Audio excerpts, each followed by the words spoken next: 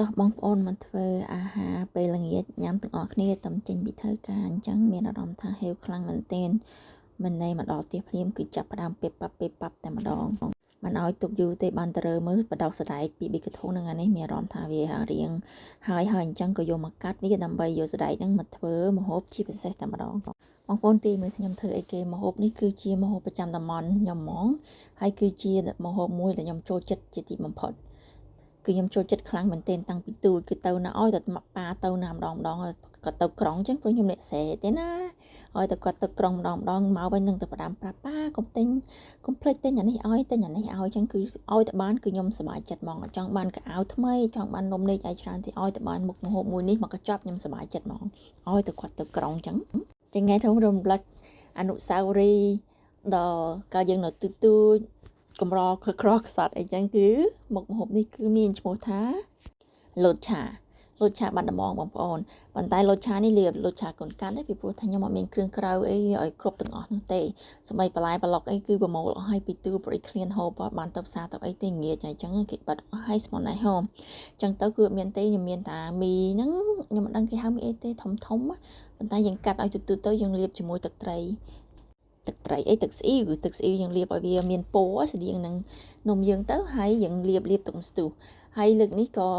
បើសិនជាយើងហូបតែបន្លែហើយនឹងជាមួយមីប្រហែលជាយើងអាចឆ្អែតហើយខ្ញុំមានមីតែមកកញ្ចប់ឲ្យអញ្ចឹងទៅដាក់លាយគ្នាទៅហើយគាត់ថាដាក់ពងទា2គ្រាប់ទៅហើយម៉ាក់គាត់ប្រសាដែរខ្ញុំសួរម៉ាក់គាត់ប្រសាអត់ម៉ាក់ថាយូរបន្តិចក៏បានអញ្ចឹងទៅក៏ជាពងទាលាយធម្មតាខ្ញុំអត់ដាក់ពងទាទេព្រោះខ្ញុំចូលចិត្តហូបទៅមួយហើយនឹងបន្លែហ្មងគឺឆ្ងាញ់ចូលចិត្តបែបហ្នឹងប៉ុន្តែដោយសារតែម៉ូបយើងតិចទៅពេលអញ្ចឹងទៅកុំឲ្យថាយើងហូបទៅយប់ឡើងឃ្លានអញ្ចឹងទៅគឺយើងថែមពងទា2គ្រាប់ទៅហើយចែកតនអីលោកហើយឈានពងទានេះមានអារម្មណ៍ថាគឺខ្វះគេហ្មងឈានដឹងមិនពងទា3រហូតហើយខ្ញុំបើកភ្លើងអត់សូវខ្លាំងទេប៉ុន្តែមើលទៅខ្ទះខ្ញុំទៅដូចចង់ឆេះអត់ដឹងមិនទេហើយជៀនពងទាបាយអត់សូវពេញចិត្តសោះលើកនេះជៀនពងទាដឹងដកចេះជៀនពងទាអញ្ចឹងញ៉ាប់បដែរប៉ុន្តែអត់អីទេប៉ុណ្ណឹងគឺល្មមហូបបានហើយដាក់ខ្លាញ់មកភ្លាមម៉ែអើយខ្ទះឡើងក្តៅហើយដាក់ពងទាមកបាយខ្ទេចចឹងទៅយើងតាមតាណាទៅវាខំប្រឹងជៀនឲ្យពងទាឲ្យស្អាតអីចឹងណាដើម្បីអូយើងថតវីដេអូផងពេលយើងជៀនពងទាឲ្យស្អាតចឹងទៅយើងដាក់រៀបឲ្យស្អាតទៅតពេលជៀនពងទាបាយចឹងមានអារម្មណ៍ថាខ្ជិលឲ្យឆាឲ្យតែបានហូបហើយខ្ញុំខ្ជិលរៀបឲ្យស្អាតអីហើយអូពងទាខ្ញុំអើយគឺមានអារម្មណ៍ថាណាត់គ្នាផងតែខ្ជិលទៅពេលទៅបាយពងទាចឹងលេងចង់មានអារម្មណ៍ថាធ្វើឲ្យវាស្អាតបដ ாய் ព្រោះអីវាធ្វើមិនបើពងទាខ្ញុំបាយហើយគ្នាហើយខ្ញុំពងទាសល់តែមួយគ្រាប់ទៀតបើថាបាយចឹងទៀតគឺអត់ឆ្ងាញ់ហ្មងនៅទាំងអស់គ្នាឃើញឌុះទៅខ្ញុំមើលគ្រាន់តែឃើញគេខ្ញុំដឹងមានអារម្មណ៍ថាអូយសែតមែនទេអាណាត់គ្នាណាចែកដល់នៃពងទាយើងសម័យឲ្យថ្លៃផងអញ្ចឹងយើងត្រូវតែហូបបែកបណ្ណាយើងហូបទៅទាំងអស់ហ្នឹងគ្មានឲ្យទុកទេអញ្ចឹងទៅហើយទៅពេលយើងឆាហើយទៅដូចបងប្អូនបានឃើញអញ្ចឹងគឺធម្មតាទេខ្ញុំគ្រាន់តែត្រឡប់ខ្លាញ់ហើយអញ្ចឹងទៅដាក់ខ្ទឹមដាក់អីលាយឆាខ្វាត់ហ្មងលឿនអត់ប្រើរយៈពេលយូរទេព្រោះយើងឃ្លានយ៉ាងទៅការហូបភ្លាមហើយកាទៀវនេះខ្ញុំមិនដឹងឈ្មោះអីទេគ្រាន់តែថាវាទៅសៃធំវាលោតឆាដែរយើងឆាមកល្មមគិតថាវាឆ្អិនណាព្រោះអីយើងយកមកពីកកយើងត្រាំទឹកតាមអីទៅយើងឲ្យឆាលាយដាក់គ្រឿងក្រៅឲ្យយើងតាមចិត្តណាយើងសូវយកដិតទេពីព្រោះថាយើងចង់ដាក់ទឹកត្រីផ្អែមពីលើមកចំទៀតចឹងណាអញ្ចឹងយើងដាក់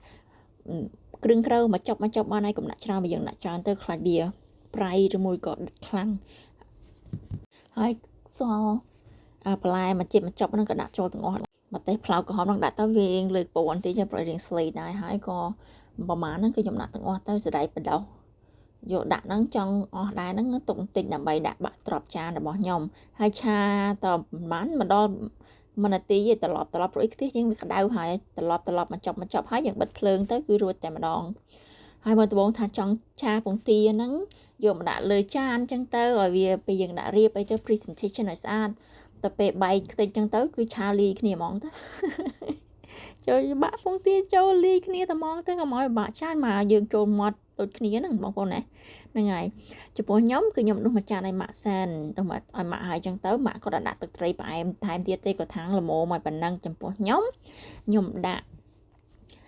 ទឹកត្រីផ្អែមថែមចឹងណាព្រោះខ្ញុំចូលចិត្តដិតចឹងហ្នឹងចឹងទៅខ្ញុំដាក់ទឹកត្រីផ្អែមថែមពីលើទៀតហើយមានអីបងប្អូនឆ្ងាញ់តើហើយយើងឃ្លានមកហូបក្តៅគឺ ឆាប៉ុណ្ណឹងហូប2នាក់មកអស់ហ្មងអញ្ចឹងវីដេអូខ្ញុំមានតែប៉ុណ្្នឹងឯងគឺឆ្ងាញ់មែនទែនអូយនឹកទៀតហើយខ្ញុំចង់ធ្វើហូបទៀតហើយតែពេលឃើញអញ្ចឹងអរគុណជម្រាបលាបាយបាយជួបគ្នាពេលក្រោយ